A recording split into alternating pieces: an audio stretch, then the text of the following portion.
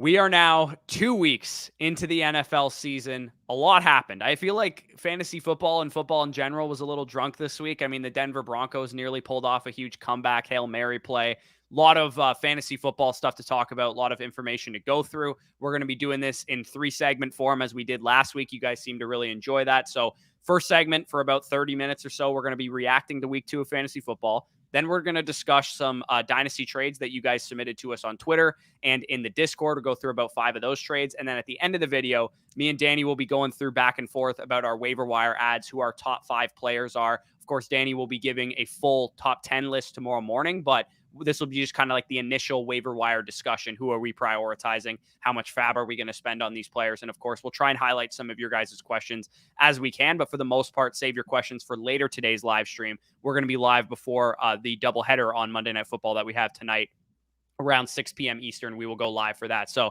Danny, what's going on? How you feeling after week 2? Feeling well. Obviously, aside from the fact that my Dallas Cowboys took care of work against the New York Jets, a team that was expected to be frisky. It was, a matchup expected to go under. A lot of steam on the Jets being able to cover that spread, and the Cowboys just showed why they're one of the top tier teams in the NFL. So happy what I was able to see there. Obviously, fantasy week, a lot of big news that we will be taking away. 10 takeaways for you guys today. And for your guys' questions, I know you guys are going to be commenting right now, like Corey said. Those are mostly going to be addressed after we go through, our takeaways, dynasty trades, and our waiver wire. If you guys have some questions, then we'll get into them. But right now, for the most part, we're probably just going to be sticking to the script. Yeah, for sure. So let's get right into the week 2 of fantasy football takeaways. And I would say last week we did a little bit too much victory lapping. So fantasy football had to humble me specifically a little bit. And the Rams skill position players definitely did that. I was not super high on Puka Nacua. You guys probably know that. I was also not really high on Kyron Williams either. I didn't think either of them were like elite waiver wire ads. And not only did we get a monster performance out of Puka Nacua, this guy legitimately, you guys can see the graphic on the screen, most wide receiver targets through 2 career games since 1992. He's dumpstering Anquan Bolden's numbers out here and putting up what looks to be a potential breakout season. Could be like the offensive rookie of the year type of campaign that we're seeing out of Puka Nacua. So congrats to those of you guys that got him on your waivers. Hopefully you did not listen to me and spent, 20, 30, 40% of your fab budget to get this guy. Because even with, Cooper Kupp potentially coming back in a couple weeks, it's very clear to me that this guy's not going anywhere. Absolutely not. I mean, he's got 35 targets, like you said, across his first 2 games. He had 15 receptions this week. Obviously, big game. I think he had 10 or 11 in week 1 as well. He's the leading receiver in the NFL right now in terms of receptions through his first 2 career games. It's really just unparalleled what we're seeing from Puka Nacua. It was kind of like a joke coming into the season that, maybe with Cooper Kupp out, Puka Nacua can absorb that Cooper Kupp role. And people were kind of saying that, semi-ironically, but he's literally just filled the Cooper Kupp role. Like, I don't know what else to say about it.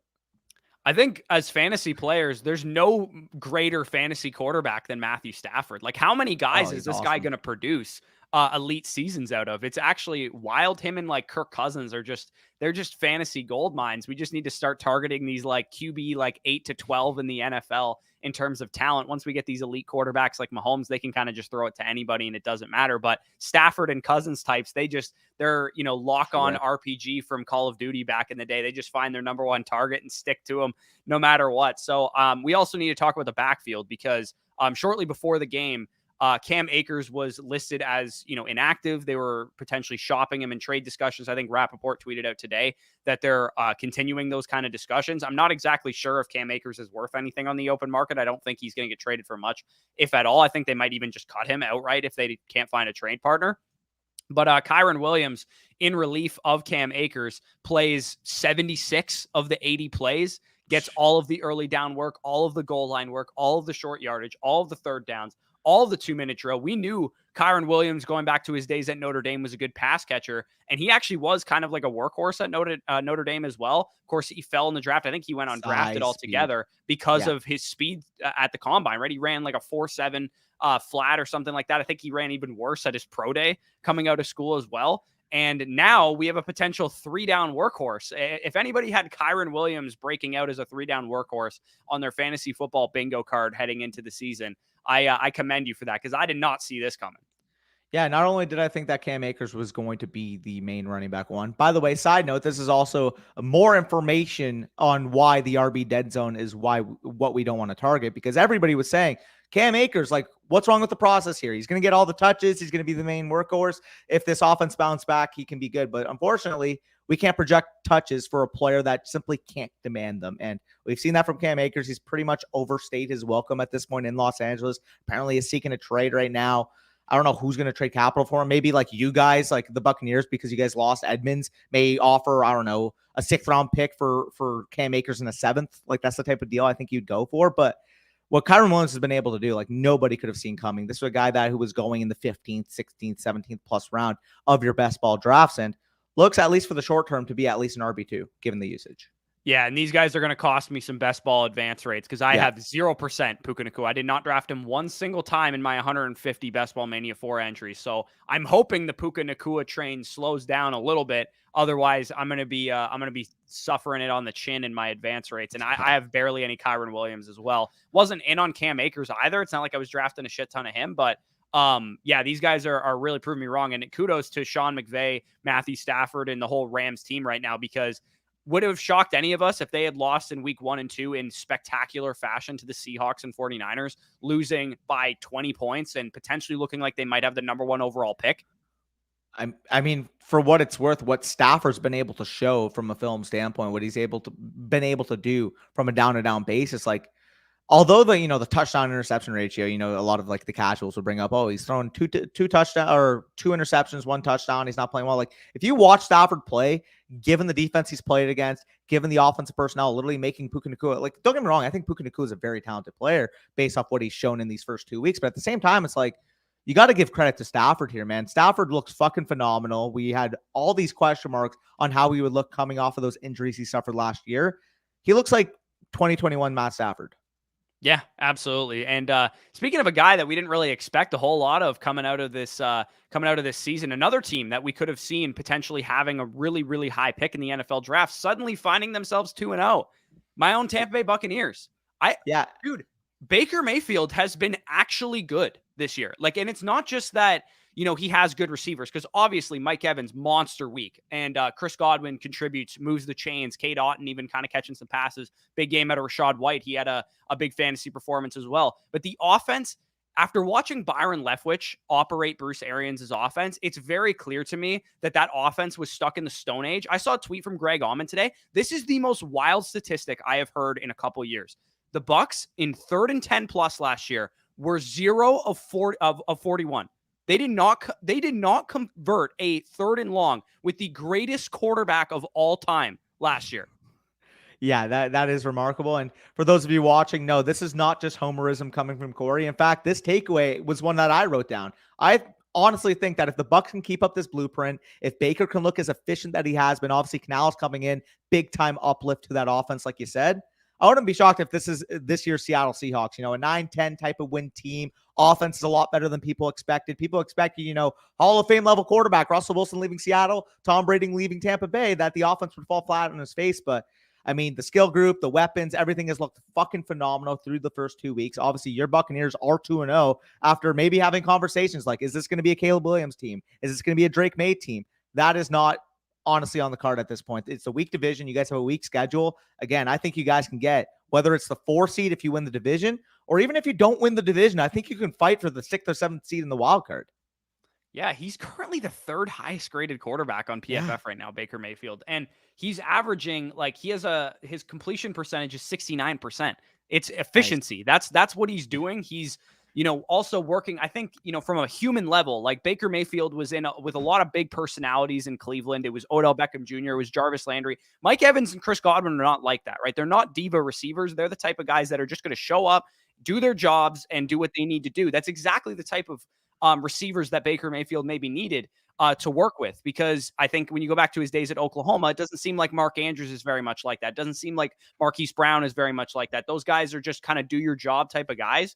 And I've been really, really impressed with Baker Mayfield. And the common denominator with the Seahawks and the Buccaneers is Dave Canales, the offensive team that Geno Smith played in last year.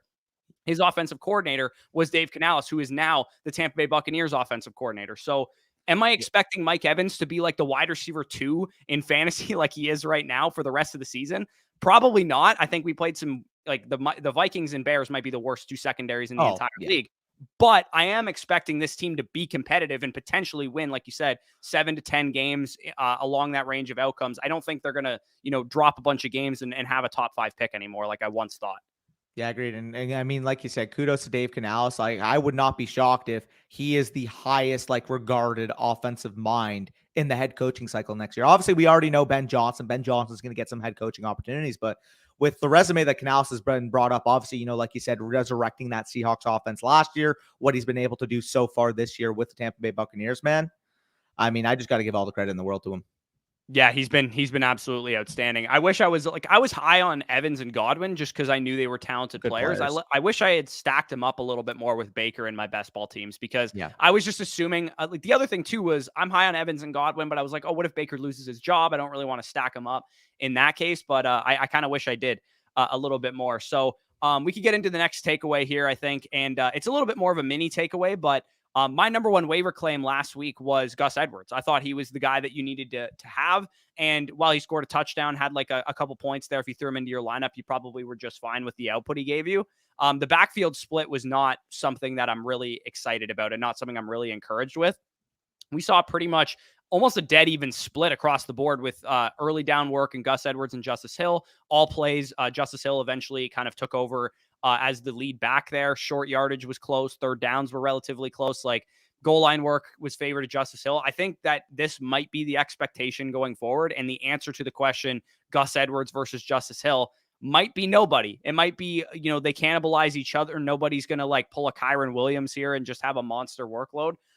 So if you guys spent a shit ton of fab on Gus Edwards, you spent a lot of fab on Justice Hill, that might have ended up not working out to the highest degree. I think these guys will be weekly like flex options, like RB3 type of guys, but unless we see one of them get banged up or something like that, I think this usage might stick for the rest of the season, and we're going to see a two-headed monster in this backfield. Of course, Lamar taking away some of that work as well. It's so funny how we're talking about, this Ravens pass attack. And, years past, it was like, okay, if Dobbins is out, you plug in Gus Edwards, aka you just plug in the backup running back for the Ravens. And given the rushing tendencies, they're going to be, RB2 level contributors in fantasy. But we're seeing this year with the Monken implementation, with more receiver reliance on this offense being able to move the ball, that, I mean, these guys on a 50-50 opportunity share pretty much. Obviously, Gus Edwards falling a little bit behind Justice Hill. But for what it's worth, like, basically a 50-50, and neither of them are very prominent. Whereas if that was happening in 2019, both of them might be top 24 backs like we're seeing in Atlanta. Yeah. It's just the offensive environment is definitely good. And I think Lamar looked a lot better in this game than he did in week one. We saw, Zay Flowers didn't have a monster game, but he was doing his thing. Rashad Bateman contributes a little bit more. OBJ got injured in this game, but it doesn't sound like it's going to be serious or anything very long term. And of course, Mark Andrews was back too. So the whole offense was kind of back to normal by the looks of it. And I think, we're going to get, I'm glad I have a lot of Gus Edwards best ball shares. Don't get me wrong, because I think he's going to have weeks where he punches in a touchdown or two, but it's going to be difficult in a managed league, I think, to decide who to start, Justice Hill or Gus Edwards, because when you start going like, oh, the Ravens are underdogs in this game, I'm going to play the guy who plays on third downs, or, oh, the Ravens are big favorites, I'm going to play the guy that's going to salt the clock away. The NFL is unpredictable. And I think both of these guys are just like, top 40 running backs on any given week. And we're kind of just going to get one or the other.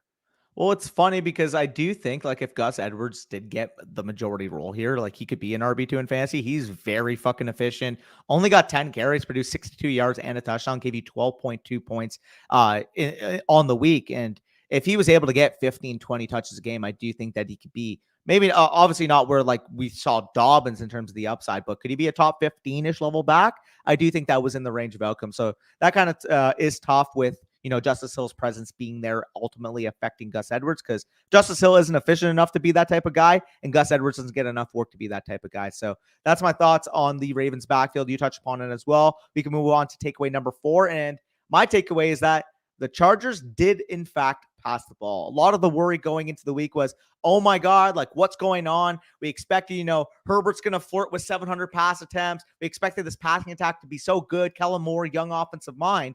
And then we see in week 1 against Miami, they were the 32nd ranked team in pass rate over expectation in week 1. We expected this team to go throwing out the ball against Miami, and it was their ground attack that kept them in the game. They scored 34 points, but it was on the back of Josh Kelly. It was on the back of Austin Eckler. It was on the back of leaning on that run game. Well, we do see going into that Titans matchup, we said all week, are they going to switch their game plan? Obviously, the Titans, this big pass funnel team.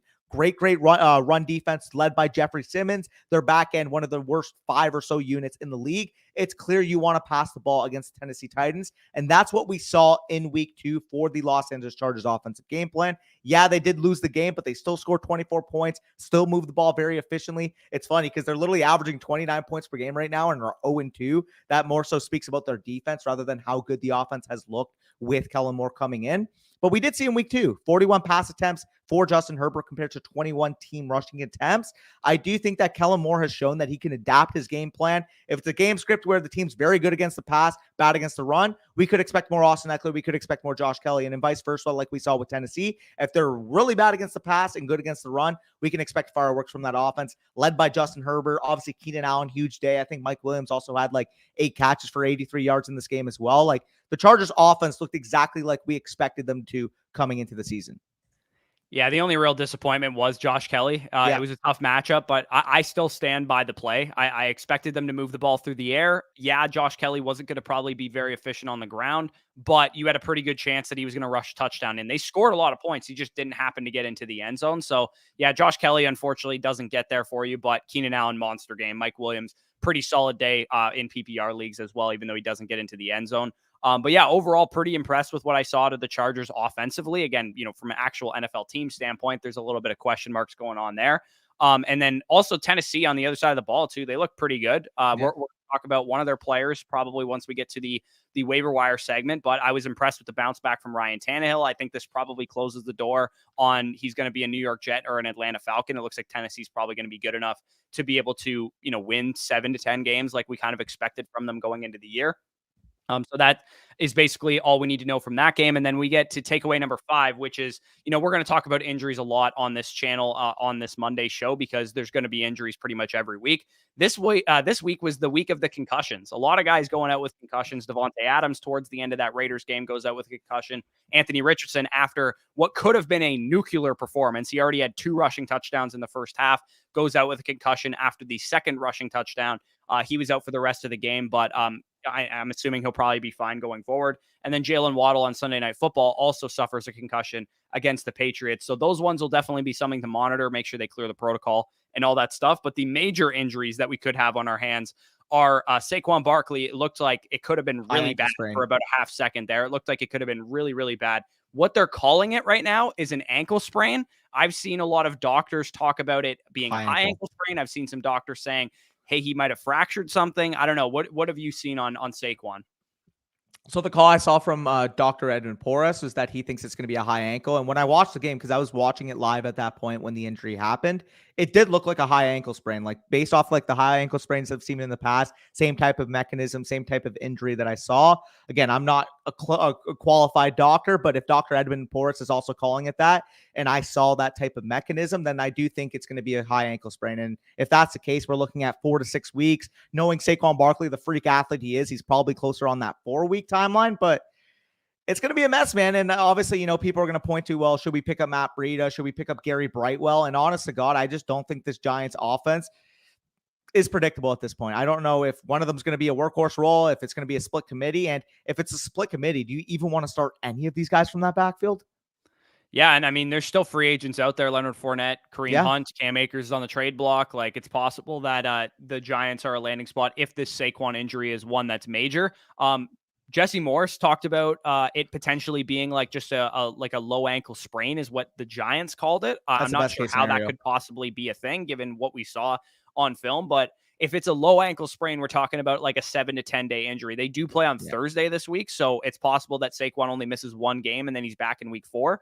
But definitely a situation to monitor. We'll probably get some news later today at some point regarding Saquon's injury, and we'll update that on the 6 p.m. live stream if we have that information. We also did see David Montgomery go out from the Lions game with what they're calling like a thigh or a quad injury.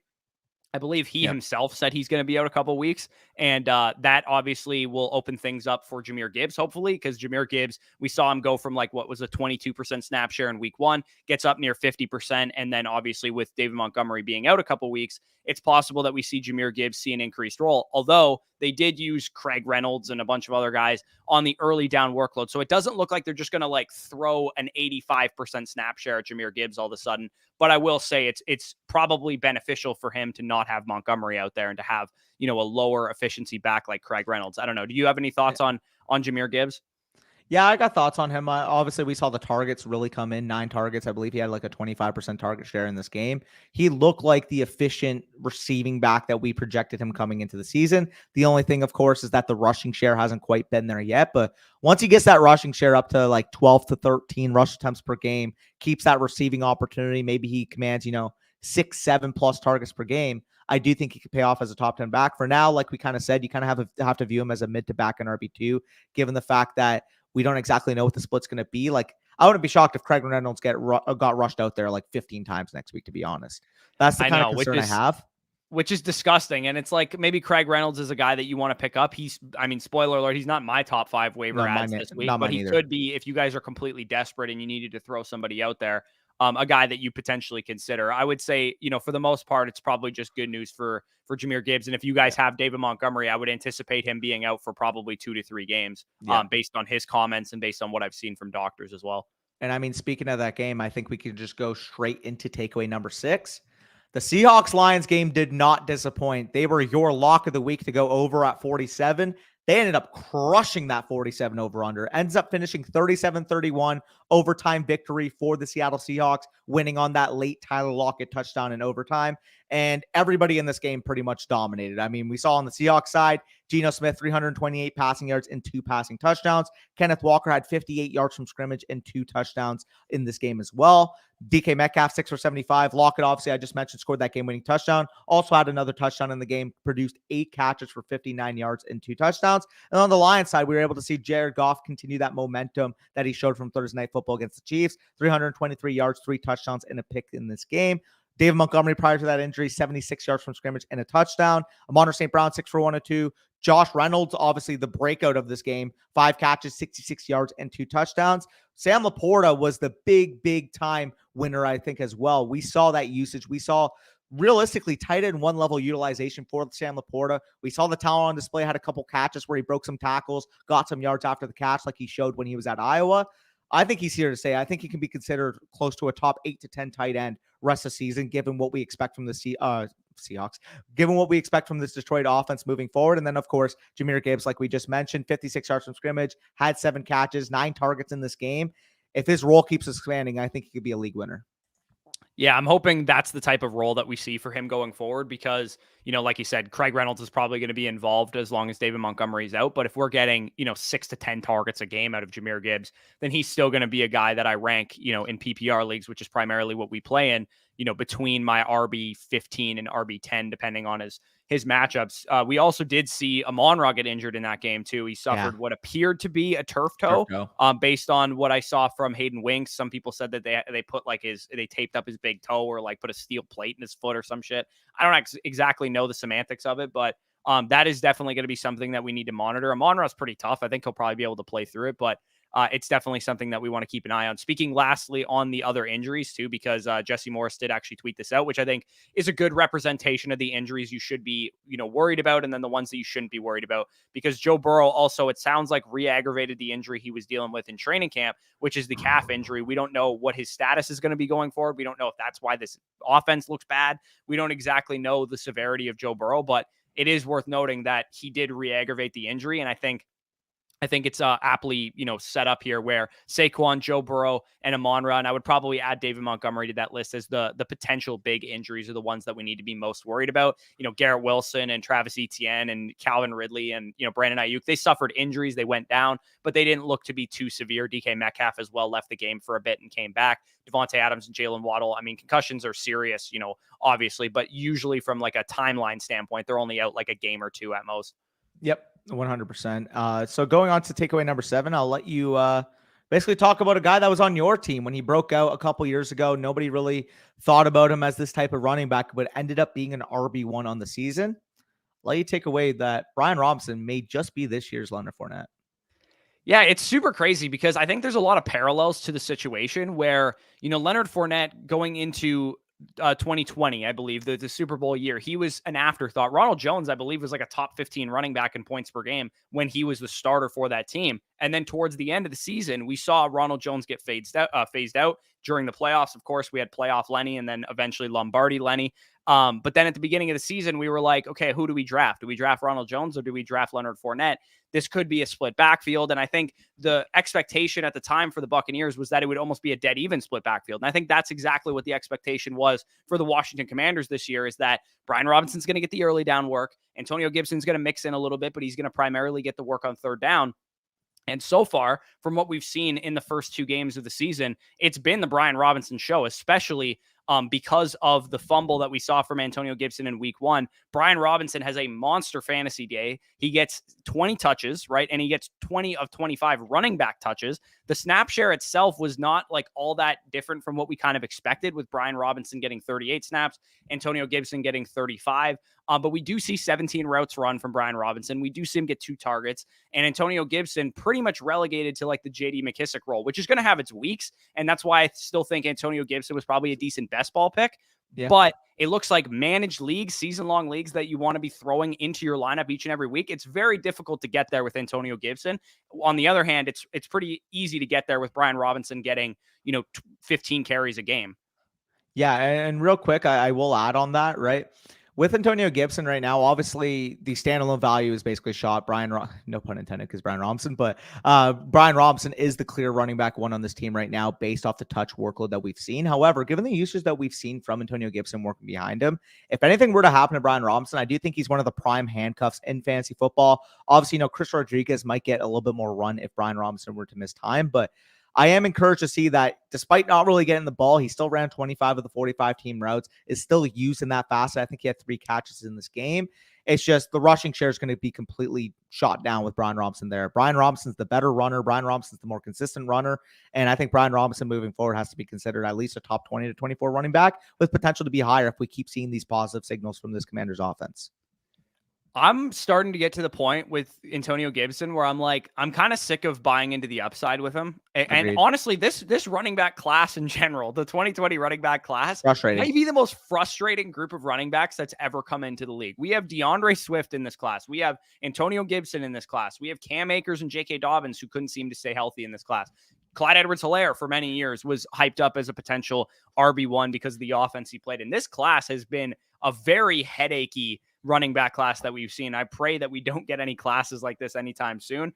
But yeah, with Antonio Gibson, like, he probably is relegated to like a handcuff with standalone value. And to be honest, I think you might be underrating how much Chris Rodriguez would factor in, even if we did get a Brian Robinson injury. And Antonio Gibson might continue to be frustrating, even if we had Brian Robinson go down, which was what I would consider to be the best case scenario for Antonio Gibson. So yeah, definitely an interesting game altogether. I mean, that game was wild from start to finish. The Commanders are down 21-3. Then they come back and the Broncos throw a Hail Mary at the end of the game. They get the Hail Mary. The 2-point conversion. They missed the 2-point conversion. Cortland Sutton probably gets DPI'd.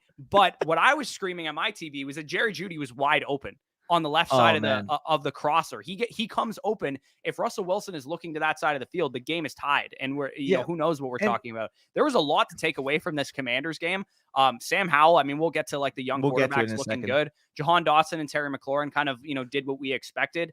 Denver, with Jeudy coming back, we kind of see the target hierarchy shake itself out. Marvin Mims has a long touchdown and that kind of thing. That was a weird game, to be honest. What did you think of that one? Weirdest game of the slate by far. Obviously, the Broncos get off to a hot start. They look good. Commanders completely soar back. Like, it's almost like night and day just how good the offense was in this game, because the first half of the game, obviously the Commanders offense struggled to move the ball, didn't really see much, and then the Brian Robinson show, Sam Howell just starts gunning it down the field that like nobody's business, and the offense looked completely back. There's a reason why the Commanders are 2-0. The offense has looked very good, very efficient so far this year, and the defense is an absolute monster. Like, obviously slow start, like I said, allowed more points than you would expect to that Broncos offense, but they made the timely plays when it mattered. And that's what I usually see from Personally, when you see a good defense, it doesn't matter how good the game flow has been. Like, good defense are going to get beat sometimes, realistically. Like the Jets defense got beat by the Cowboys. Good defenses will get beat. Good defenses will have points scored on them. But the good defenses can make plays in those crunch time moments, and that's what the Broncos. That's what the Commanders were able to do against the Broncos this week.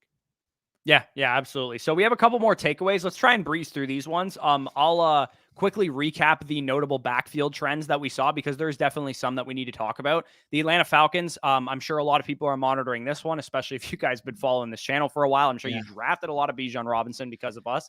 I'm very content with this usage. Like, I know a lot of people are like, oh, I'm sick of seeing Tyler Algier in the backfield, but 59 of 82 snaps, 31 of the 40 routes. We're talking over a 75% route participation, 4 targets, 19 carries. If we get this type of workload out of Bijan Robinson for the rest of the season, he's going to be the RB1 in fantasy, or at least the RB2 in fantasy, maybe behind Christian McCaffrey with what he's doing right now.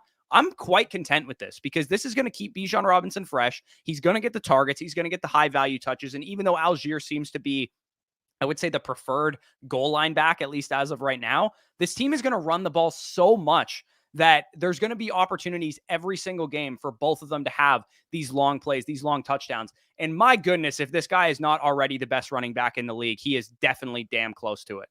Oh, absolutely. I mean, what he's able to do in the receiving game, I think, has been the big takeaway, because obviously we expected him to be this efficient runner. And if you watch this film, you knew his prospect profile, you would have understood how good of a receiver he was. But what he's able to do, just being able to make guys miss, like repeatedly, consistently catching the ball in space, obviously using the gifts that he has when he's in that open space, man. Like Bijan Robinson, I mean, you just went through the usage. He had 23 opportunities in that game, and yet it was still fucking 55% of the backfield opportunities, because Tyler Algier touched the ball 16 times in that game. Tyler Algier had 16 carries, and yet Bijan Robinson still had 23 opportunities. If Tyler Algier starts getting down to the 10 to 12 to 14 range, and you're giving this guy Bijan Robinson, who, like you said, is probably already the best running back in the NFL today, like a 25 opportunity per game workload, he's going to score 25 points per game, and he's going to be the clear-cut running back 1 in fantasy. I think right now you would make the argument that him and McCaffrey, honestly, are probably a tier above every other running back. I'd say McCaffrey, obviously, with that usage that he came with the 49ers. Once Eckler's back, I still think he's up there. Eckler as well. Obviously, with Josh Kelly now, I do think it limits the upside a little bit more because the difference between the Chargers pass rates and the Falcons pass rates in terms of expectations the rest of the season are also night and day. So I personally would have it, McCaffrey and Bijan is the clear top 2. Eckler's probably the 3. And then you get into like the Pollard range. Nick Chubb, if he has a good game here, could probably prop back up to that area as well. But I mean, in terms of usage, this running back landscape is way better than I thought coming into the year, to be honest. Yeah, absolutely. So I'm quite like, if you guys are Bijan Robinson fantasy managers and you're sick of seeing Tyler Algier, don't be, because this is going to keep Bijan healthy, and they're going to run the ball so much that it doesn't matter. Yeah. And I'm very glad that I drafted a lot of Bijan and also a lot of Tyler Algier in best ball drafts. Like between those two guys, I have like 20% Bijan and like 13% Algier, because I figured, we have a great guy, a great running back talent in Tyler Algier as a secondary running back. He might be the best RB2 in the league right now. And he's going to have elite standalone value if Bijan misses some time. And he's going to have, these games where he punches in touchdowns and he gets 16 carries and that kind of thing, because Arthur Smith just is addicted to the run. He loves every second of it. And that's all he wants to do every single week. And he's probably going to do it. But worth noting that we did see 32 pass attempts out of Desmond Ridder, which is a far cry from the 18 that we saw last week. And that's a good news for Drake London, obviously, who finally got there.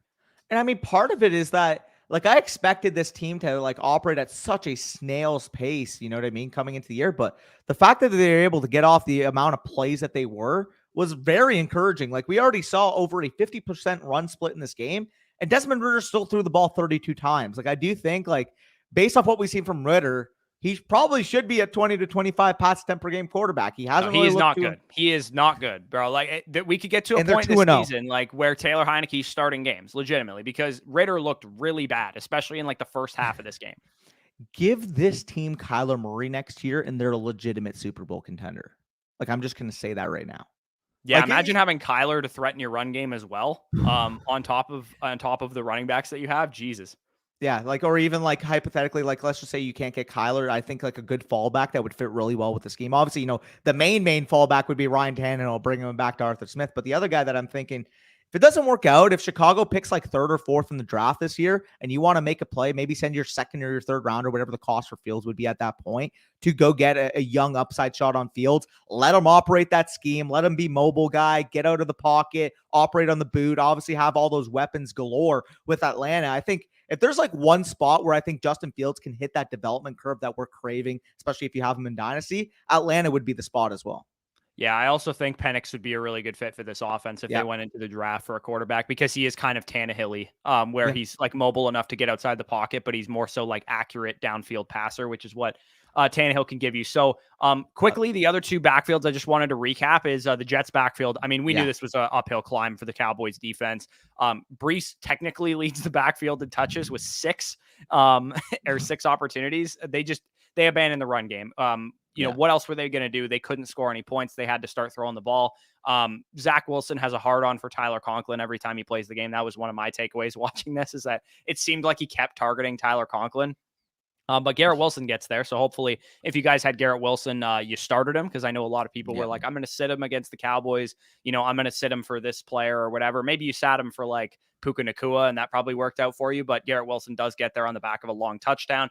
Unfortunately, you got another tough matchup again if you're a Jets fan, or if you have Breece Hall or Garrett Wilson on your team, because they play the Patriots this week. For what it's worth, it seems like Zach Wilson has only played against good defenses his entire career. Has he ever played against a cupcake? I swear to God, the only time he played against a cupcake defense is in the London game when he played against like the Falcons, and that one game he played against Tennessee where he actually looked semi-good in his rookie season.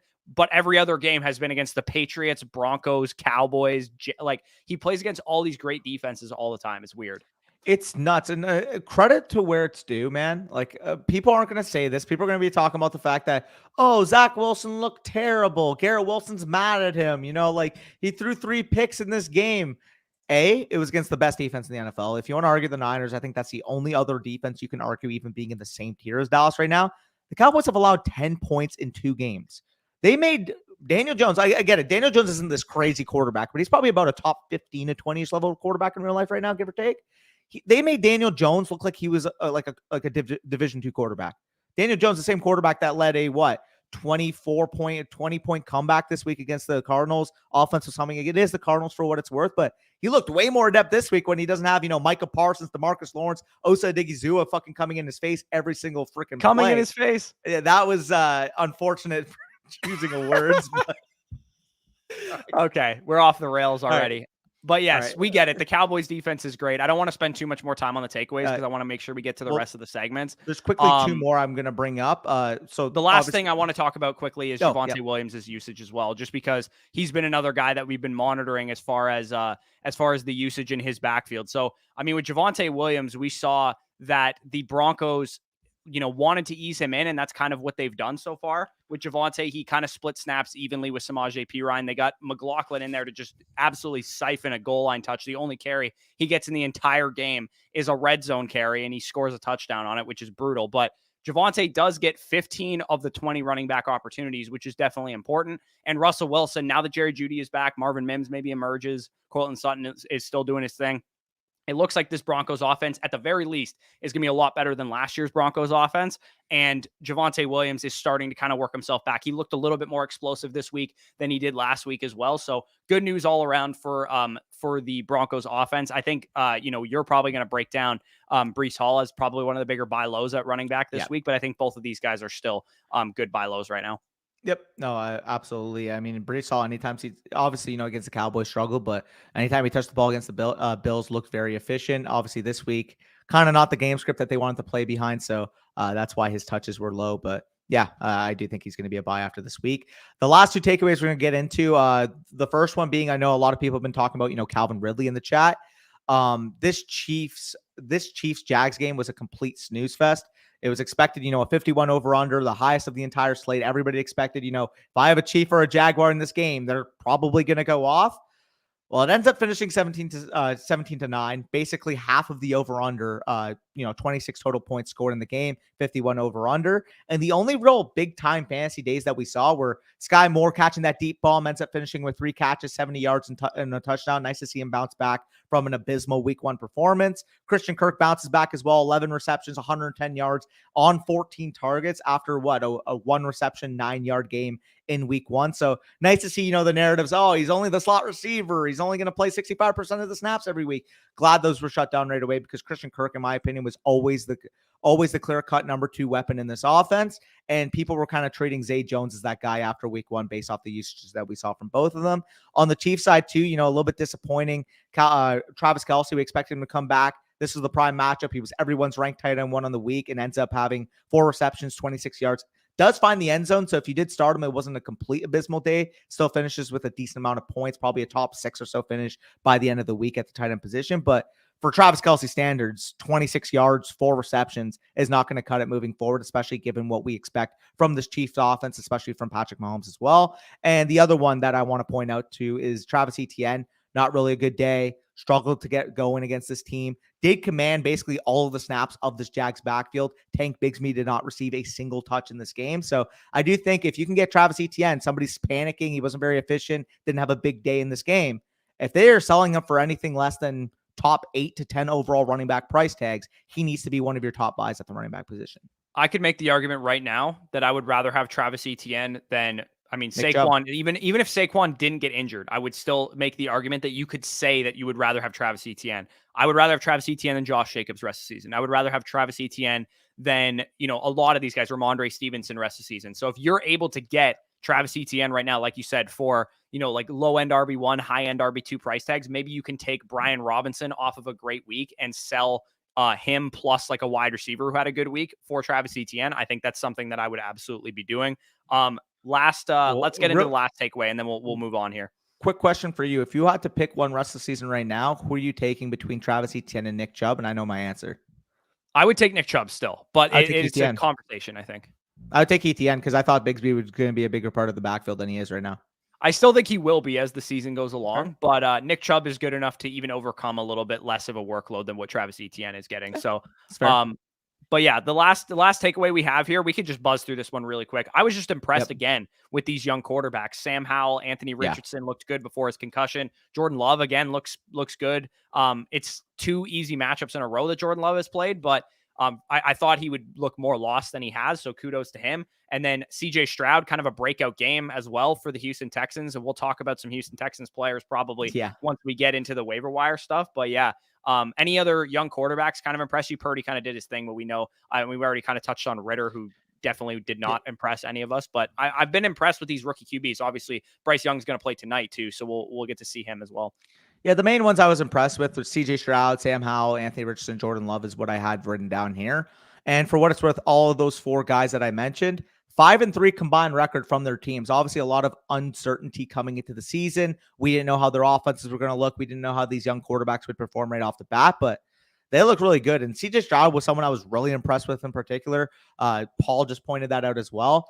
He looked really, really good in that game. Despite, question marks about how his weapons would play. By the way, Nico Collins looks freaking dominant. Looks like a legitimate number 1 wide receiver in this league. I know a couple people in chat have been talking about that as well. Nico Collins looked really good. A couple guys we will be mentioning in just a little bit looked very good as well. And for what that offensive line represents, for the pressure that he was under all day, CJ Stroud stood in the pocket strong, 380 yards, I believe he finished with passing, 2 touchdowns, very, very efficient outing. And I think they found their franchise quarterback. I think if CJ Stroud can continue stringing together performances like that, this could end up being a special quarterback class. We already saw the early signs from Anthony Richardson prior to that concussion. Bryce Young is dealing with a terrible weapons group as well right now in Carolina, but we know exactly what he's going to be based off what we saw in college, based off what we projected him coming into the draft. He's going to be a stud as well. And we don't know how Will Levis is going to look. If he gets an opportunity in Tennessee, maybe he can look good as well. But the fact that Anthony Richardson, Bryce Young, and CJ Stroud already have these strong outlooks to begin with,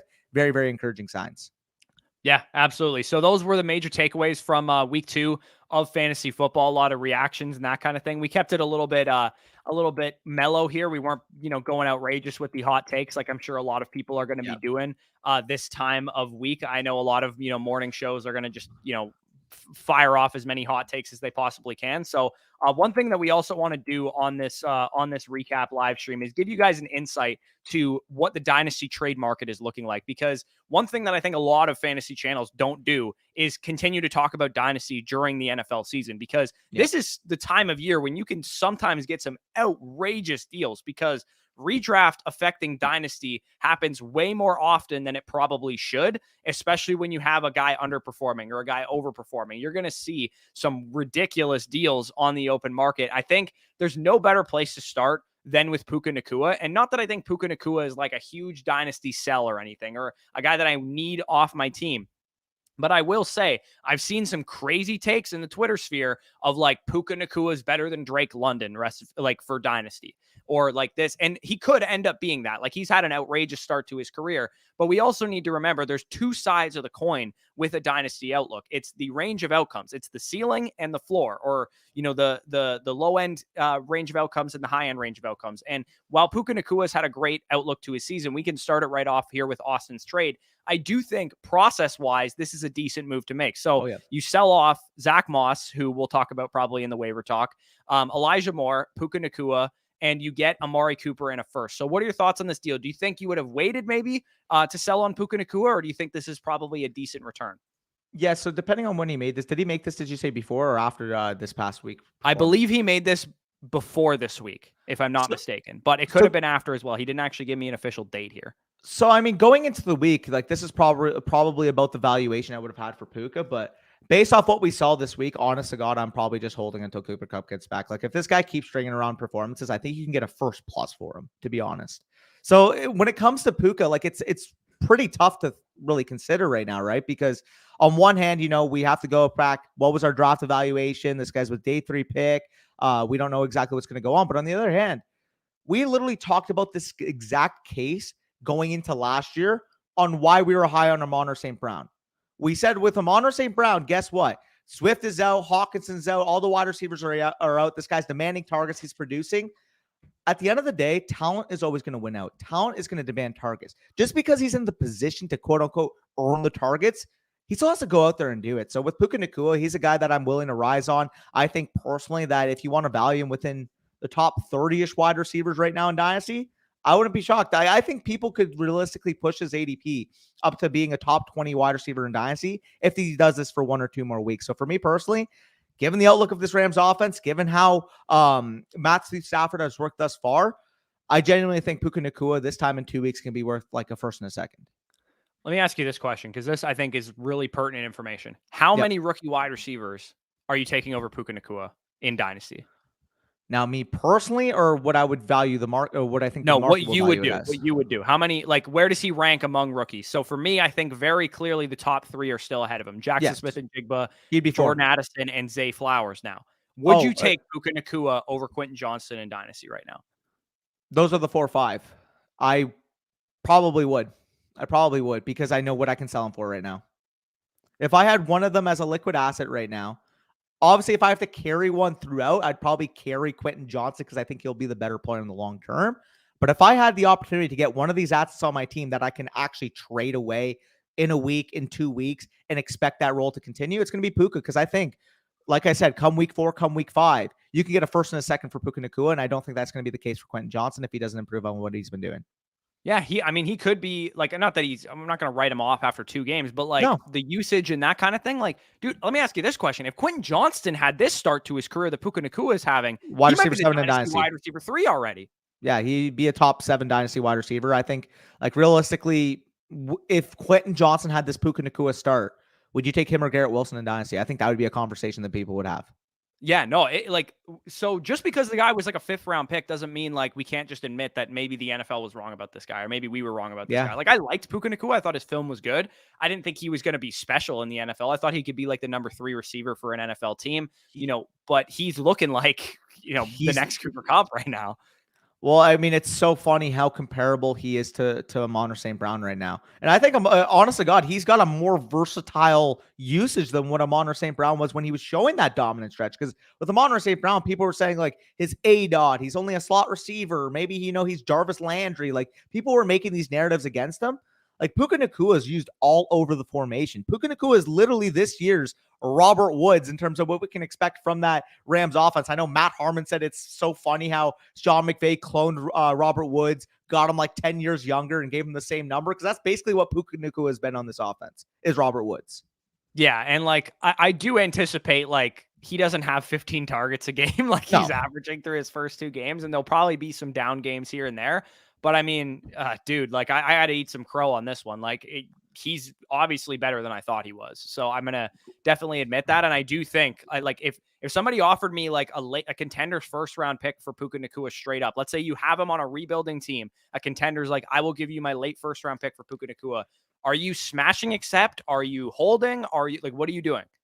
If I'm not competing, I probably take it, because I don't like, maybe you can convince somebody to give you an extra 2, but realistically, like, that's about the trade exists as I have laid it out. It is a late contenders first. That is what you get. Do you accept or no? Late contenders first. Well, the other caveat there is, like, if I'm not contending, I'm also getting rid of the points off my team. So that's also value built in. So I probably take that if I'm not contending. But if I am contending and somebody offered me like a mid to late first for Puka, or maybe not mid, but a late first for Puka right now, I'm just going to hold Puka Nacua, because I don't think I think if people are buying him, they're going to try to get, last week's price on him. But if I'm selling him, I want to get this week's price on him. So realistically, there's going to be a disconnect right now between what people are trying to buy him for and what people are trying to sell him for.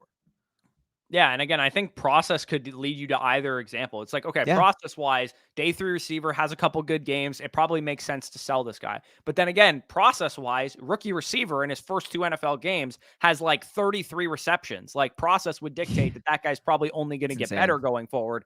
So you can kind of, talk about either side of the coin with Puka Nacua from a dynasty perspective. So he's going to be a really fascinating discussion, the way he kind of finishes out this season. It's going to be, I do think it's going to be one or the other. I think we're going to be looking at this and we're like, okay, the Puka Nacua thing, remember when that was a thing? Or we're going to be looking at this and like Puka Nacua is a top 10 dynasty receiver at the end of this year.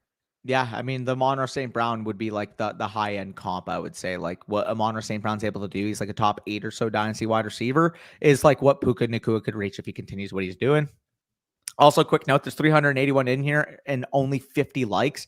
If you guys haven't liked the stream, 387 of you in here now. If you guys haven't liked the stream, which 330 of you have not, what are you guys doing, man? We're coming at you every Monday. We're doing this live stream. We're getting through all these segments. At least show the support in that way. Help us bump up in that YouTube algorithm. But let's get on to this next Dynasty trade, and I'll let you take it away with it.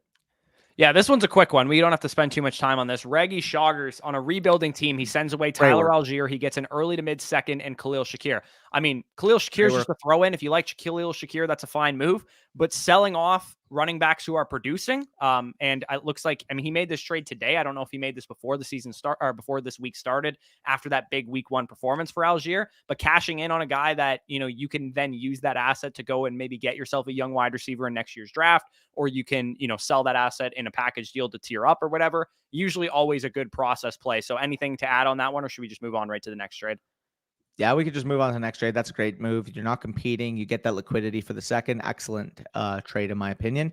I believe the next trade would actually be from Cairo, and we do have an elite quarterback getting moved for maybe a young potential one. We do have Jalen Hurts getting moved in exchange for David Montgomery, Anthony Richardson, Zay Flowers, and a 2025 first. And this is an absolute heater, man. Oh, my Lord. You're talking about Jalen Hurts, who is probably the quarterback 3, I would say, in Dynasty right now. Especially given the production he can give you, given the contract that he has, is easily a top 4 overall pick in all of your startups this summer, versus Anthony Richardson, who, if you had to drop the Dynasty startup today, I don't think he's making it past the first 12 picks. I don't even think he might make it past the first 10 picks. Yeah, I think this is a really smart trade for both sides, because if you're going to trade for Jalen Hurts, like, you need to give up a lot. But at the same time, you want to find a range of outcomes where it doesn't work out in the other person's favor to a high degree. And Anthony Richardson, as good as he's looked, there's a possibility that he's still volatile as a passer. Maybe he has the Justin Fields career arc of like, we're looking at a guy by year 2, year 3. We're like, is this guy really have it as a passer? Zay Flowers, as good as he's looked, it was week 1. Mark Andrews wasn't there. He came back down to earth a little bit after that first week. And then you also have to give up a 2025 first, but that's presumably maybe mid to late because you're a contender or whatever. But also from the flip side of this trade, if you're going to buy into Anthony Richardson and Zay Flowers, 2 guys that are not sure things like Jalen Hurts, you get some insulated value there of getting a 2025 first round pick to help sweeten the deal a little bit more. And, David Montgomery, I mean, maybe this was made prior to the injury, or maybe he's just buying low on David Montgomery. I'm not exactly sure. But either way, I think this is relatively fair market value. I think I slightly prefer the Richardson side, to be honest. Yeah, so I mean, looking at it, it was made 4 days ago, so it was prior to Anthony Richardson having that great game, prior to his concussion, prior to David Montgomery getting hurt. So if we're looking at it, I mean, just breaking it down from a pure value standpoint, you would say Jalen Hurts is worth like 3.5 to 4 first, give or take. Yeah, I would say 4 probably. 3.5 is probably what he's actually worth, but 4 for me to actually trade him away.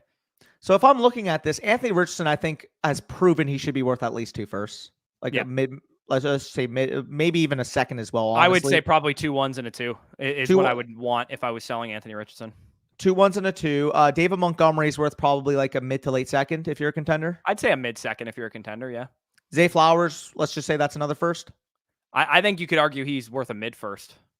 So let's just say for ease sake, it's a first, because then you also get the 2020 first. If you're adding up all the sums of those parts, Anthony Richardson, we just said, let's just say for ease sake, 2 firsts. 3 firsts with the extra 2025 first. 4 firsts when you get Zay Flowers.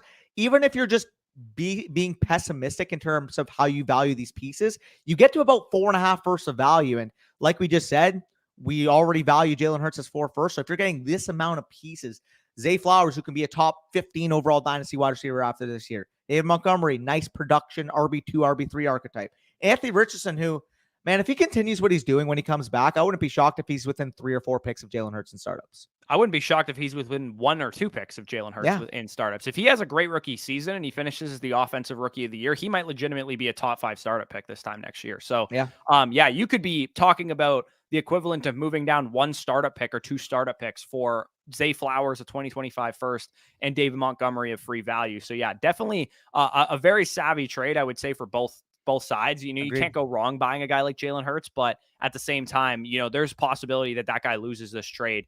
Cairo, I believe, is the one that made this one, I think, unless this is just a trade from his league. I'm not exactly sure which side you got, but I do slightly lean the Richardson side of that trade there. So he got the Richardson side. He did? Yeah, I believe so. I if I'm not mistaken here, let me see here. I think he got the Richardson side, if I remember correctly. Okay, I'll go into the next trade while you look that up. But we have a Bijan Robinson share being acquired as well. This one will not take us very much time at all. It is a super flex format, and Mac Jones has played pretty well. But this is a pretty good example of selling high. I can't seem to get rid of Mac Jones on any of my fantasy teams. I have him as like my 3rd or 4th quarterback on a bunch of my dynasty teams, but selling Saquon Barkley and Mac Jones to get up to Bijan Robinson, who maybe the manager is like frustrated that, Tyler Algier is getting a lot of work. But dude, even if this is Bijan Robinson's entire rookie contract, let's say it never gets better than this, he's still a 18 to 22 touch per game type of running back. He can be a perennial top 3 running back in fantasy. So the fact that there's still meat left on the bone, the fact that he could still have a little bit more work once he gets more acclimated to the NFL, that is a smash deal. You still have a 26-year-old running back and a quarterback who might have been left for dead 2 weeks ago for the best running back in Dynasty. I think Bijan Robinson, in my opinion, is worth 3 first-round picks after what I've seen from him in the NFL so far. I was going to say, I think you can make the case that this is at least a first and a second, if not 2 firsts off, to be honest. Because Saquon Barkley and Mac Jones, honestly, like at this point, is probably worth what? A late first and early second, a late first and a mid second? I would still argue that Saquon Barkley is worth a mid first by himself. And this is pre injury diagnosis. Let's assume it's a low ankle sprain. He's only out like 10 days or something like that.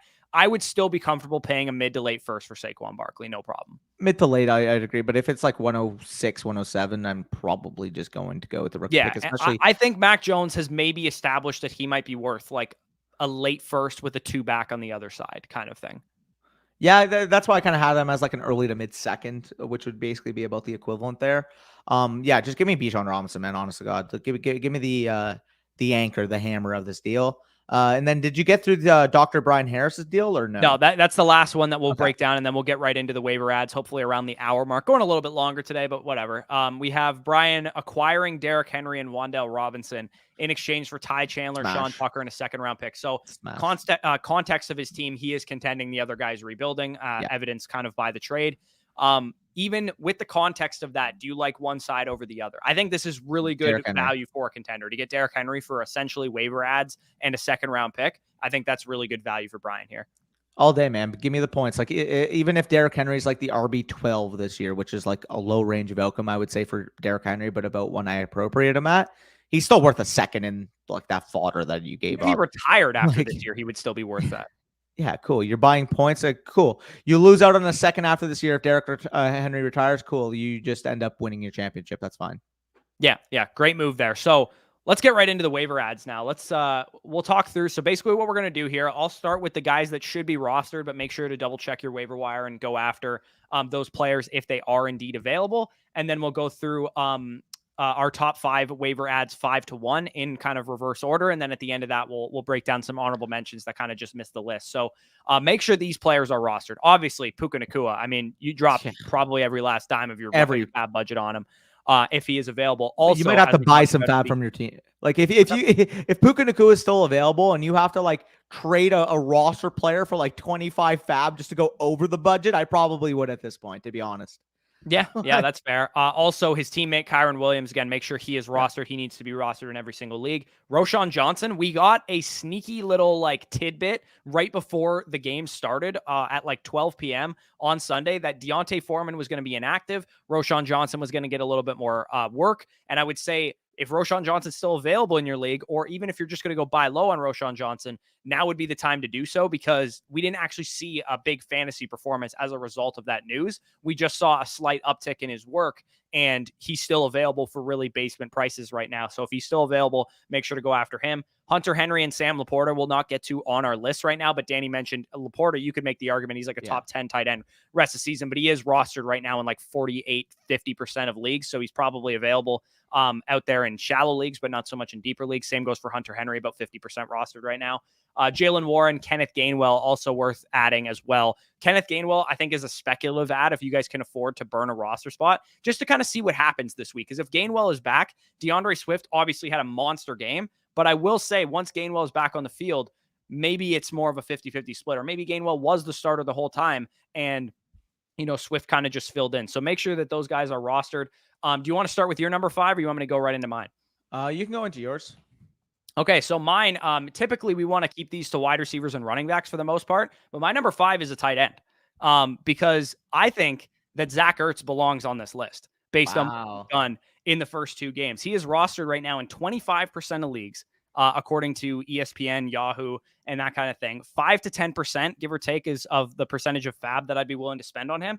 He has 18 targets in the first 2 games of the season, and this team is going to be losing a lot. They are going to need to throw a lot. And there's sneaky upside that if Kyler Murray comes back, which is, he's first eligible to after the first 4 games of the season, that Zach Ertz might legitimately be a top 6 tight end for this entire season. And even with Josh Dobbs, he's already putting up very, respectable streaming numbers. So if you guys, have a tight end on your roster and it's not really working out, maybe you drafted Cole Kmet, or maybe you drafted Greg Dulcich, who's now injured, or hell, even if you have Kyle Pitts, I would consider picking up Zach Ertz and playing him over Kyle Pitts for the time being. So Zach Ertz is a guy that I think absolutely needs to be rostered. I think he's a very solid option to stream every week. The Cardinals are going to have to throw, and even if he's in bad matchups, quote unquote, he's going to get targets. He has 18 targets in 2 games.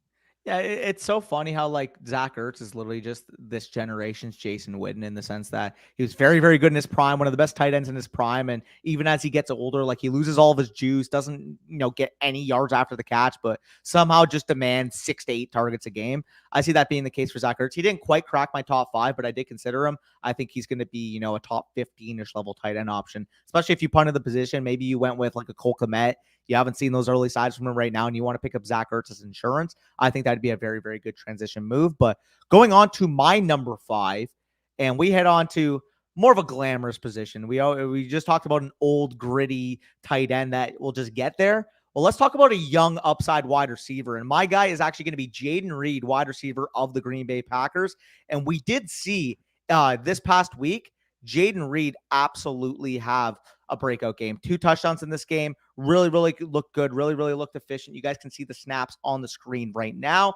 Ended up running the second most routes to Romeo Doubs on this team. Commanded 6 of Jordan Love's targets this week. 24 targets, by the way, overall.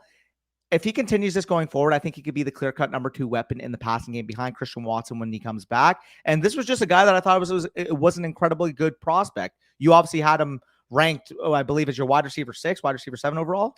Yeah, I thought he was a better prospect than Jalen Hyatt, than Cedric Tillman, Mims, than Marvin Mims, than Kayshon Boutte, who some people still liked. Jaden Reed he's my number 4, so I can kind of just dovetail right off of this as well. He's also not going to leave the field once Watson comes back, which I think is important. So if you guys were wondering, should we pick up Dontavian Wicks? I actually didn't mind Dontavian Wicks as a prospect either, but I will say he's going to be on the bench when Christian Watson comes back. He's going to be the opposite outside receiver to Romeo Doubs. Of course, Christian Watson is the number 1 of this team, but Jaden Reed is the full-time slot of this team. So he's going to still be on the field. He's going to have his weeks here and there. The one thing I will say for Jaden Reed is, like, in managed leagues, am I going to be really excited to throw Jaden Reed into my lineup? Probably deeper not leagues, maybe. Like, I would say he's more so a deeper league appeal, where if you need like a consistent like baseline for wide receiver production, like he could be like your second flex, I would say, but he's not someone I want to start at like my wide receiver 2 on any given week. Yeah, he's going to be the type of guy that if you roster him in a shallow league, you leave on your bench because the process doesn't really get you to start him any week. And then he goes off on your bench a couple times a year. And you're just like, why do I even roster this guy? He's a guy you consolidate from. Let's just say, hypothetically, you have James Conner right now and you had like a Jaden Reed on your bench and you want to try to use that to upgrade to like Josh Jacobs. Like, that's probably the type of move that you're looking for with that type of piece, but it's still valuable because I do have, we will see, guys throughout your league that need points right now, have like Hunter Renfrow in their flex or whatever, some bullshit like that, and need like 2-for-1 level deals. And if you can scoop these guys with your fab dollars and upgrade your wide receiver 2 into a wide receiver 1, or your RB3 into an RB2, RB2 into an RB1.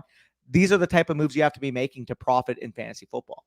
Yeah, it's the same thing we talk about with Dynasty, right? Your team is a collection of talent. And once you have a lot of talent, and especially if you have a lot of depth, then you can start consolidating your assets and get better starters. Because ultimately, your starting lineup is going to be the thing that wins you fantasy football weeks. But if you have a bunch of Jaden Reeds and a bunch of other guys on your bench that you can consolidate eventually into better players, then it's going to help you out. So I talked about my number 4 was Jaden Reed. So who is your number 4?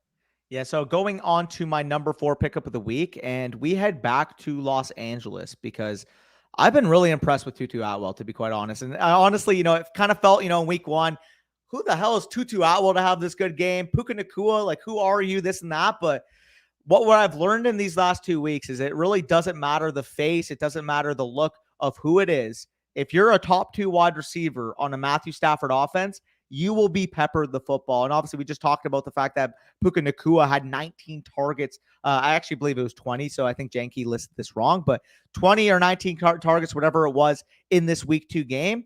Well, guess what? Tutu Atwell had 9 targets in his own right. So if I pull up the capture right now, if I can find it, I believe it's right here. Tutu Atwell ran the most routes on the team with 59 out of the 60 routes, which is very, very impressive. Commanded 9 targets, like I said, and produced yet another wide receiver 2 level day in fantasy. I do think similar to a Jaden Reed type, if you're in a deeper league format, you need to throw someone out in your lineup that you know is going to get snaps on a team that can move the ball through the air like the Rams can. Tutu Atwell can be an immediate top 40 level wide receiver for you in your lineup. So for me personally, if you can get that on your waiver wire, maybe you spend 15%, 20% of your budget, I would say, if you need some wins. Say you started 0-2 and you need a player to give you that consistent production. There's no reason for me to doubt Tutu Atwell at this moment. Obviously, going into the season, I didn't really think much of this 5'8", $165 wide receiver, but kudos to him. He's looked very good. Yeah, I think you might have just overstated his measurements. I think he might actually be lighter than that. But maybe. Tutu Atwell is my number 6. So he was the guy that just missed my list for me. And the reason I have him lower is because I do think that the running back position is more of a priority than wide receiver this week because of Saquon going down and David Montgomery going down. I think people are going to be on the hunt for potential running backs. And that's actually who my number 3 is. But I do like Tutu Atwell. But my number 3 is Saquon Barkley's backup. Matt Breida. Wow. I have him listed as 2% rostered right now. So he's widely available in pretty much every league format that you're going to find. I do believe he would get the majority share of the Giants backfield. Now, am I excited about him being a 90% opportunity share back? No, he probably won't be. It'll probably be a little bit of Gary Brightwell here and there. I would only be willing to spend 5, 10, 15% if you're desperate of your fab budget, but they're calling the injury a sprained ankle. If it's a high ankle sprain, he's going to be out 2, 3, 4 games like we talked about. And at worst case scenario, you're probably getting a guy that you can start on Thursday Night Football because they play in 4 days from now. So I don't think Saquon's going to be ready at least for this game.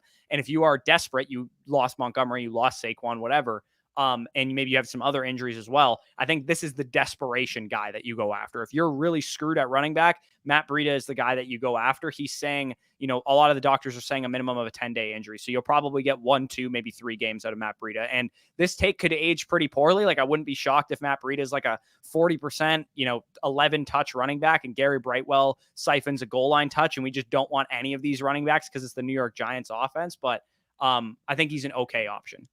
It's funny because I think we literally said earlier in the stream when I mentioned Saquon Barkley's injury, I'm like, do you really want a roster running back in this backfield? And you're probably just like biting your teeth. You're like, you just wait till later on, Bucko. But yeah. I mean, hero RB and zero RB teams are going to be interested in a guy like Matt Breida. And especially, if Austin Eckler comes back this week, you can't use Josh Kelly anymore, or, Aaron Jones comes back this week and AJ Dillon's no longer like a starter for you. People are going to be looking to churn the waiver wire at running back, specifically if you followed those draft strategies, which a lot of you guys probably did.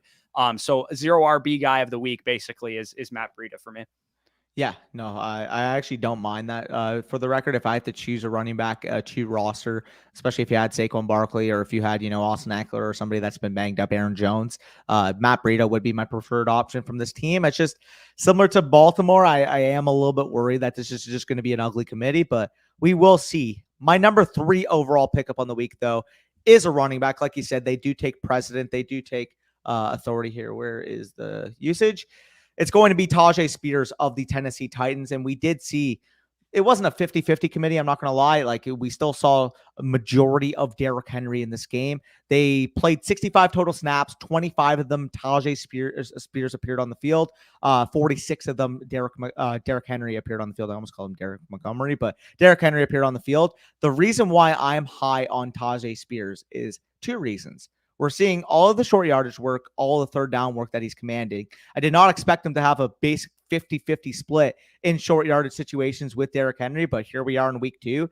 Tyjae Spears has just looked really good. He looks like the clear number 2 running back for Tennessee, a team that we know with or without Derrick Henry is going to want to run the football. They spent a 3rd-round pick on this guy, and like I said, he contributed on all 3 downs. He's a good receiving back, is very, very efficient between the tackles, and I do think if Derrick Henry were to go down, he could be a guy worth 40+% of your fab. So I'd rather get ahead of the curve now, maybe spend 10% of your fab on him right now while he's cheap. Because like I said, if Derrick Henry goes down tomorrow, older running back with the workload he has, let's just say he has a lower body injury, hurts his turf toe or some bullshit like that, Tyjae Spears, like I said, is going to be worth 50+% of your fab. And he's a guy that I think can give you RB2 level production if he was to be the starter on this team.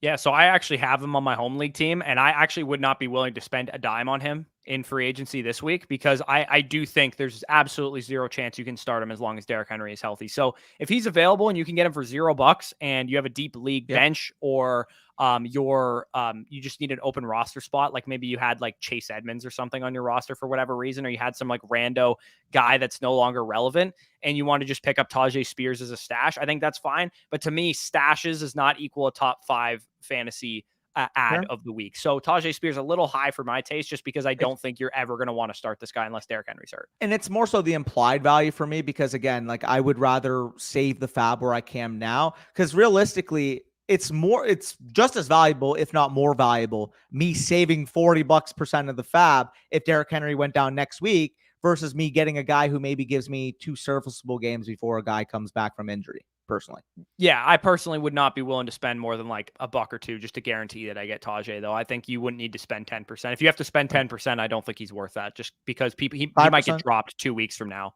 if Derrick Henry doesn't get injured, which is, again, what I think it's going to take for Tyjae Spears to actually be in starting lineups, unless you're completely screwed and you have to start him.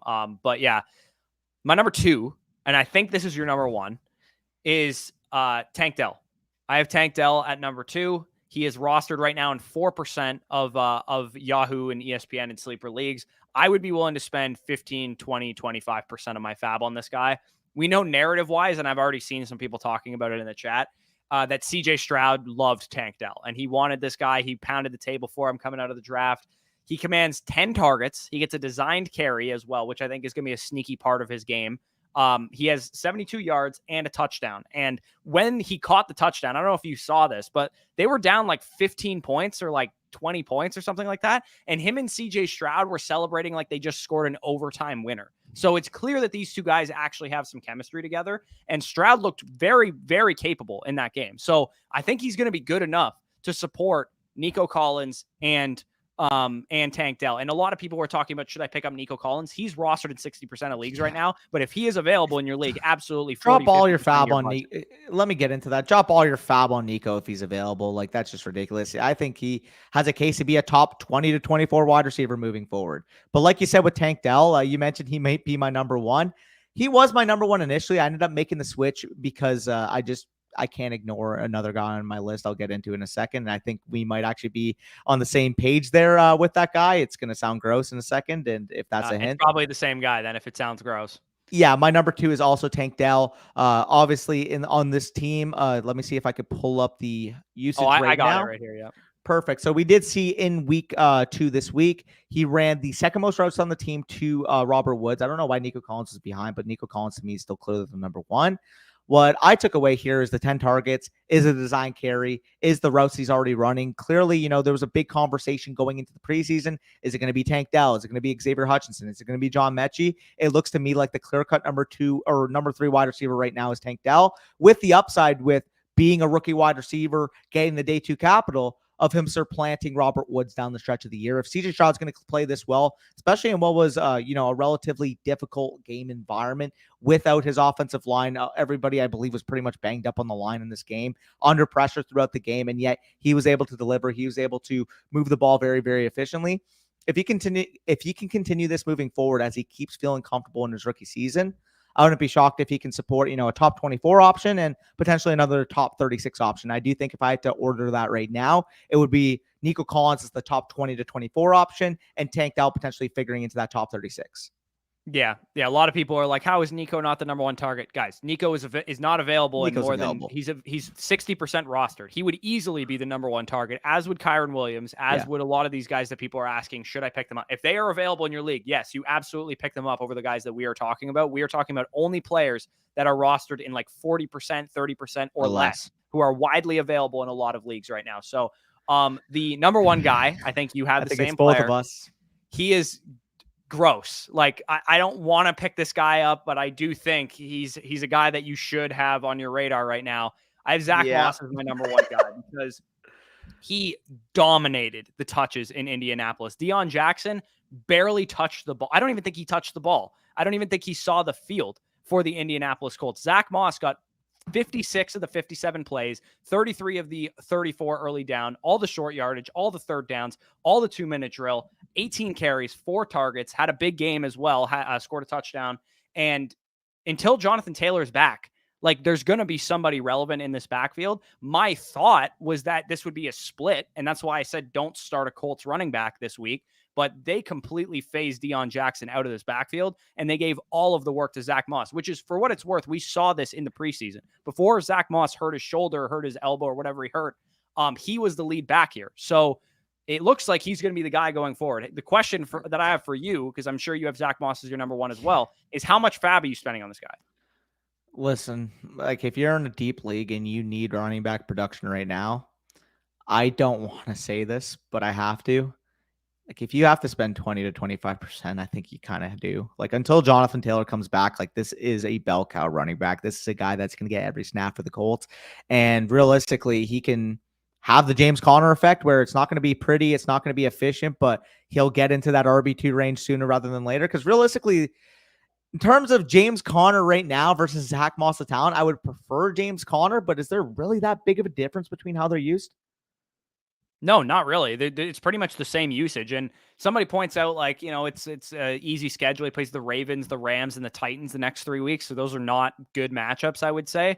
And the Texans are obviously like a run funnel defense, which is why Zach Moss probably looks good in that matchup. But the volume is there, man. Like, if you want to let your league mates go after Zach Moss and chase the big performance, I wouldn't really blame you if somebody's going to drop 30, 40, 50% of their fab budget on Zach Moss. Don't be that guy. But if you have to spend $18 of your 100 or $21 of your 100 because you lost David Montgomery or you lost Saquon Barkley or you have Jonathan Taylor and you're still waiting for him to come back or whatever, I understand it. So yeah, Zach Moss to me is the number one pickup of the week, assuming, of course, Nico and Kyron Williams, all those guys are already rostered. Yeah, no, same accordance there. We can get on to some of the comments now and then wrap this show up. So we did get a few supers. Our apologies if you're not currently in the stream. We did make the disclaimer going in that we would just get the show done and then get all the comments after. So we'll go straight to the supers. $5 super from Rolando. Again, apologies. This was at 12:29. Hopefully you're still in the stream. Hey guys, how do we handle Javonte Williams, Dameon Pierce, Jahan Dotson, Algier moving forward? Running back, wide receiver, 3 flex, and a bench. Thanks. So if you're benching one of these guys, for me, it would still be Tyler Algier. Algier versus Dameon Pierce at this point, it's crazy that we're at this point with Dameon Pierce, man. Like, Dameon Pierce was a guy that I said, like, gut feeling. I didn't have anything to back this up. I thought he might get back on track this week and he might get more work. It's not really what happened. So, nope. I mean, Javonte Williams, his workload is trending positively. So for me, he's definitely a guy that I want to get into my lineup each and every week. Jahan Dotson also trending positively in terms of his usage and his target share and that kind of thing. So those two guys are clearly the first two. But yeah, it's really all about, like, if we get a good Atlanta Falcons matchup, yeah, I could reasonably say to start Tyler Algier over Dameon Pierce. And I think you could reasonably say too that Algier is getting more work right now than Dameon Pierce is getting. So it's pretty crazy that that's where we're at with Dameon Pierce. Hopefully you guys didn't draft him. I started to come around on Dameon Pierce towards the end of the summer, and it looks like that preseason usage was a fugaz. Yep. And next one from R Gravy. Oh, sorry. Let's actually handle the question. So Javonte Dotson are your first two. Are you putting Algier over Dameon Pierce as the flex? Not yet. I agree. That would be my answer, but I don't blame you for doing it if you want to. I agree. That's a week-to-week basis thing. I would say, Rolando, just keep track of the situations. Again, appreciate the super chat. Next one from Mark Gravy says, Fields owner soon to be 0-2. The first offer is Fields plus Laporta for Burrow. Second offer is Javonte for Cousins. And third one's Javonte for Tua. 4-point passing touchdown league, half PPR. So am I missing this? Just give me the Javonte side. I want Javonte over Cousins and Tua very easily. What am I missing? Where are you seeing Tua? I don't see Tua's name anywhere. Next one. Oh, Javonte for Tua. Okay, I see. So Fields plus Laporta for Burrow. I would very comfortably take Burrow in that side of the trade, I think. I'm quite worried about Justin Fields at the moment. Yeah, I mean, if you are desperate at tight end, I understand it in a 4-point league, but I still want Burrow. I would say I don't think Laporta is quite the leverage I would need to move off of Burrow for Fields. So that's where I'm at with that. And then the other two, like Javonte over either of those quarterbacks by a landslide in a 4-point passing touchdown league. Tua's looked great, don't get me wrong, but in a 1-quarterback 4-point passing touchdown league, I'm sorry, like, he's in the tier with Anthony Richardson. Like, Dak Prescott's going to get back up there too. Brock Purdy is, maybe not on that level, but he's probably just a smidge of the tier behind. Guy like Kirk Cousins, same type of thing. Like, he is not the type of needle moving asset at quarterback that I'm willing to pay up for in a 1-quarterback league, personally. Yeah. I'm nervous enough on Justin Fields though to make a move. If somebody's willing to invest a Joe Burrow level asset into Justin Fields, I'm comfortable making that trade. Even if you're giving up Sam Laporta. Oh, that one. Yeah, I'm talking about the other two, which is Javonte for Cousins and Javonte. Okay, for sorry, Tua. I misunderstood what you said, but yeah, I would personally sell Fields for Burrow if you can do Burrow is a needle mover. Let's get that straight. Burrow is a needle mover. He's just hurt right now and playing poorly. Yeah. So Fields could be the same thing. Like, it could be just him playing poorly right now, but I'm a lot more concerned with him because I've got less of a sample size of him. I'm more comfortable projecting a top 3 quarterback to bounce back than Justin Fields. I'm sorry. Yeah. Start sit flex. Keenan, Debo, Ayuk, Puka, Judy, Gabe. So you need a start. Wait, how many do you need to start there, Philip? Yeah. Also, if this is for week 3, boss, you should probably wait a couple days to ask this question because we have no idea who these guys are playing. But just based off of usage and like role alone, I would say I would rank these guys. Keenan's probably first, then the 49ers guys, and then Puka, Judy, and Gabe is probably the way I rank these guys. Keenan's first. I don't know what Puka versus the 49ers players. Do you have a lean there? Keenan, Ayuk, Puka, Debo. Yeah. You agree? That's fair. I think I would put Debo ahead of Puka, but that's probably reasonable. I think they're all going to be in the 15 to 20 range in my rankings. And Keenan's probably going to be top 12-ish. Yeah, that's probably where I'm at with that decision. But again, I would maybe ask that later in the week when we know who they're playing and shit, because I have no idea. So our Gravy actually says, no, I'm a desperate Fields owner trade. Oh, I thought you okay. If that's the case, I don't mind buying Burrow for that. If you have another tight end. Okay, so I thought that's what you understood. Yeah, I mistook it. I didn't realize he was the Fields owner. He has Fields, and I was like, I'm cool selling Fields for Burrow, 100%. Oh, what I thought he referred to was the Fields owner is about to be 1-2 or 0-2. Should I buy low on Fields? Yeah, okay. No, do not buy low on Fields there. So Brandon says, worried about Amon-Ra possible turf toe. Got offered Josh Allen and Pollard for Amon-Ra, Kenneth Walker in London. Need a QB. Do I accept? I think this is a little too much value to be given up for me. So for me, Pollard and Amon-Ra is pretty much a wash.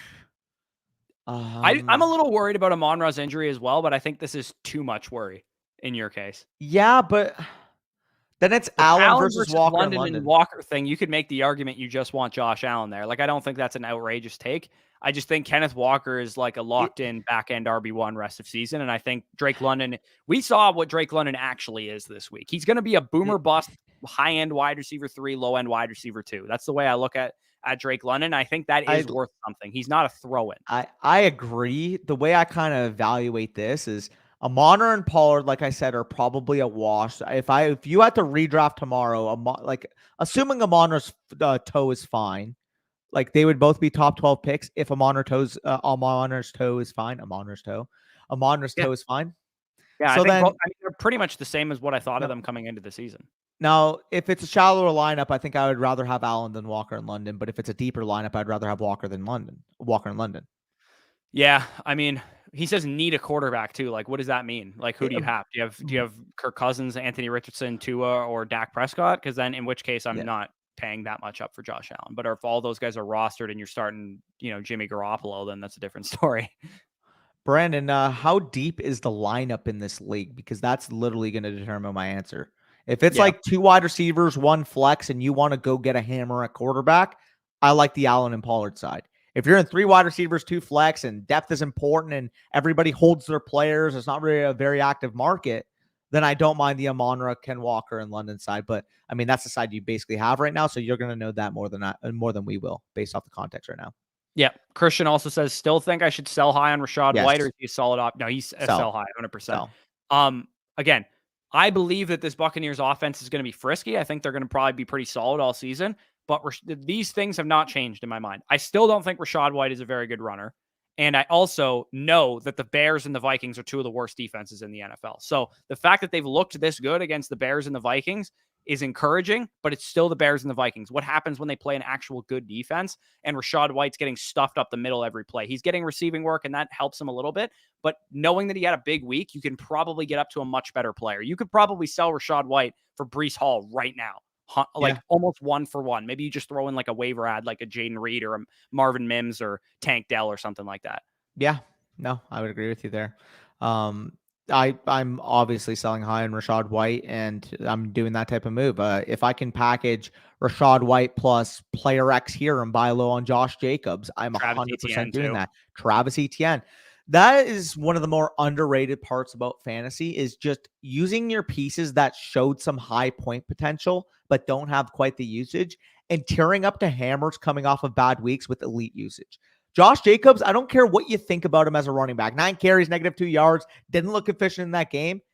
He's a bell cow. He had 80% of the snaps, gets all of the rushing opportunity. Obviously, it was a difficult matchup given the game circumstance. Buffalo's fucking angry. They played like shit on Monday Night Football. I knew that was coming too. That was like one of my most confident takes of week 2 is I'm like, Buffalo is going to drop a hammer on the Las Vegas Raiders. The one thing I will say against Josh Jacobs, though, is I do not think he's going to have the same kind of dominance he had last year.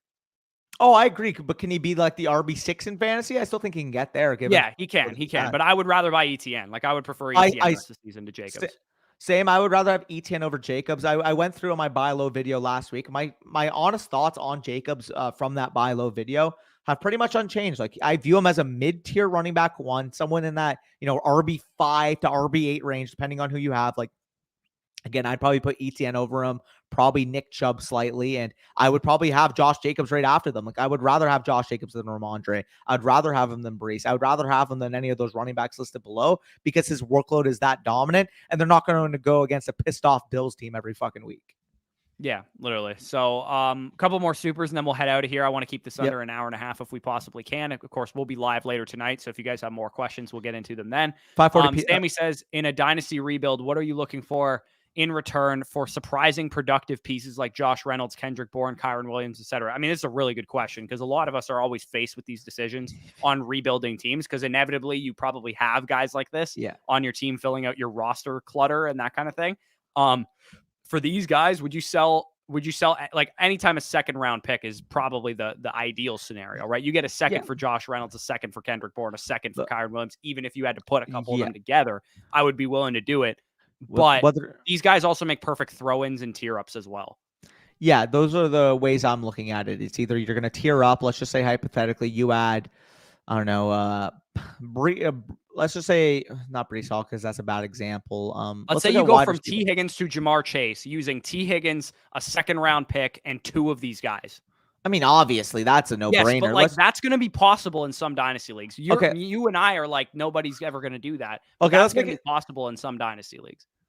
Maybe because people are reactionary, but I mean, like, even if you told me that was the cost to go from Garrett Wilson to Jamar Chase, I'm still doing that. So, yeah, obviously, yeah, that's what I would be looking to do. That, or maybe if you have to add like Josh Reynolds plus a third to get up to a 2, I would do that. Kendrick Bourne plus a 3 to get up to a 2. Kyron Williams plus a 3 to get up to a 2. I think I would want a 2 straight for Kyron Williams. I don't think I would even do that. I think you should be able to get a 2 for Kyron Williams. Really, Yeah, given what he showed this past week from his workload, if that's going to continue the rest of the year, dude, he will be worth a second-round pick to a contender. Potentially, yeah. Another super chat here from Brandon. This is a follow-up from his other question, I believe. He said his current team is Daniel Jones, Bijan, Walker, Dotson, Lamb, London, and Njoku in a 2 wide receiver, 1 flex. In that format, absolutely give me the Josh Allen and Pollard side. Because then when you're looking at your lineup, you have Josh Allen, you have Bijan Robinson, you have Tony Pollard, Dotson, Lamb as your main 2 wide. Huh? Where do you see Pollard? He's going to have Pollard. That's the deal. Oh, right. That's part of the trade. Yeah. Josh Allen, Pollard, Bijan, CeeDee Lamb. And then, I mean, I'd like to know who your depth pieces are. Like Jahan Dotson's fine, but like I would rather him be like my flex than my wide receiver 2 kind of situation. So, but I think that's a pretty decent in this type of league format. Like Danny said, 2 wide receiver, 1 flex. Hammers matter, and Allen and Pollard are hammers, and Kenneth Walker and London are good players, but they're not hammers. Yep, no, 100%. So we are all caught up on these supers right now. Again, there's only 134 likes on the stream, 355 of you in here, about 220 of you guys haven't liked the stream. So if you've enjoyed, we've been live for about an hour and a half or so right now. Make sure you leave a like down below. And before we head out of here, let's try to get this to at least 175, maybe 200 likes if we're cheeky here. Yeah, for sure. And if this is the first time you guys are checking us out, of course, hit the subscribe button. Make sure to check out our sponsors. If you guys want to place some cash on tonight's game, Elite Picks, link down below in the description for that 7-day free trial for pro sports bettors picks. Those guys are always sharp. I've been tailing them on a couple bets so far, and they've been pretty good. And then also to Underdog Fantasy, of course, we'll probably build out a pick'em slip on tonight's stream as well. So make sure to check them out. Promo code FSC for 100% back up to $100. Our rest of season rankings with like a trade value chart tier list is going to be coming later this week, and you'll get access to that by signing up on our site or signing up on Underdog. So if that interests you, you'll get that plus our weekly rankings as well. So definitely stay tuned for all of that stuff. Again, appreciate you guys for joining us. About 300 of you in here pretty much consistently the entire time. So really appreciate the support. Peak that like, and again, make sure to stay tuned for our other videos. Danny's going to do basically a condensed version of the waiver video for tomorrow morning. I'm going to have players that are moving up my rankings after week 2. And then we'll have, trade targets and, next week's content and all that kind of stuff. So definitely stay tuned for all that. But with that being said, peace out and we'll talk to you soon.